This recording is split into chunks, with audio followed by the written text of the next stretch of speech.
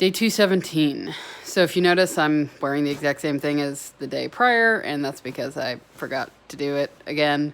I'm on vacation, so if I double up on these, it's going to happen.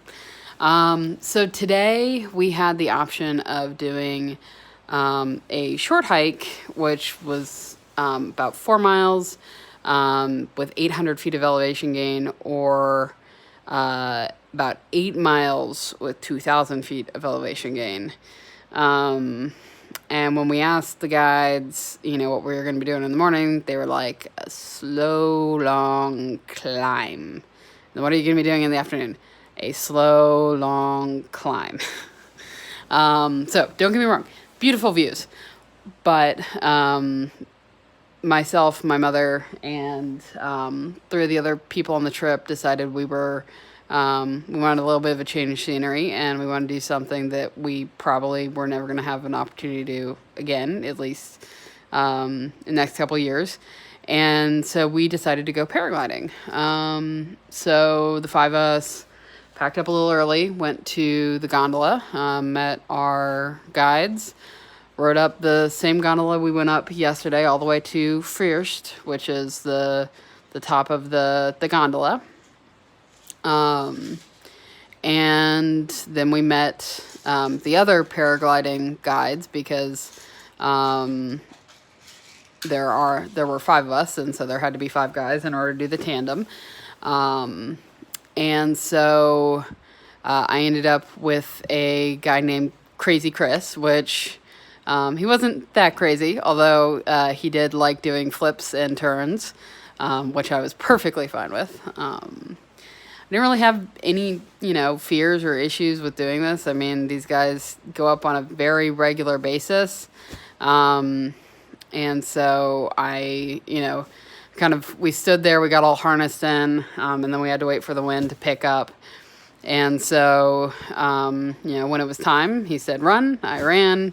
We got, I want to say about 15 minutes of airtime, got close to some of the trees and kind of meandered out over the valley of Grindelwald.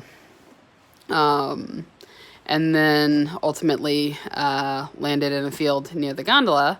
But one of the great things about this was the, every time I've looked into something like this, whether it's skydiving or, in this case, paragliding, or pretty much any of these kind of like tourist activities that look amazingly fun, they tend to be very weight specific. Like in this case, there was a weight advisory. If you were lower than 40 kilograms or higher than 100 kilograms, you had to notify them ahead of time. So based on what I weighed in prior to the to actually coming on this trip, right, I took that weight and I made it into kilograms on my phone, and it was like, yeah, you're over.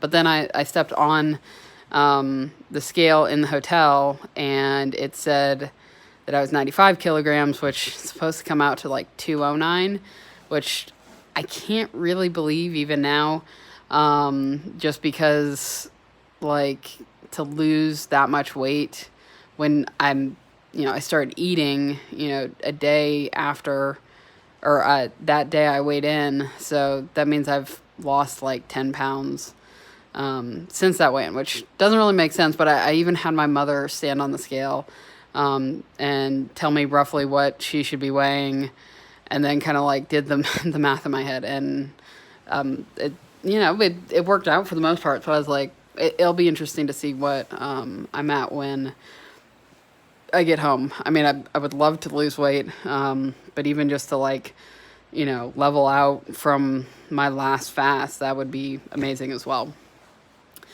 So yeah, we did that, took the train up to the top, did our 4-mile hike with 800 feet elevation gain. As you can see, I still have sun, that is 2-day-old sun.